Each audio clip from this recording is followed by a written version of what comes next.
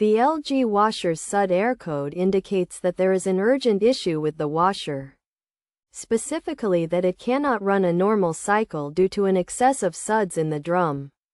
This error typically occurs due to common causes such as overloading the washer, using the wrong or excessive detergent, and an accumulation of dirt or lint. To fix the issue, several solutions can be applied. Firstly, reducing the load in the washer can help.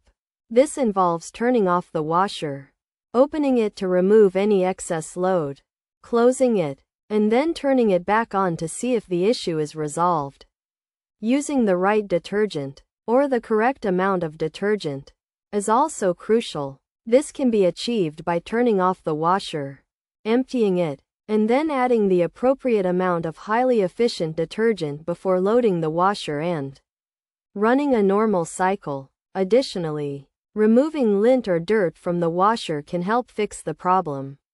This involves switching off the washer, locating the lint filter, removing any debris, closing the washer, and then turning it back on. By implementing these solutions, the SUD error code issue should be resolved.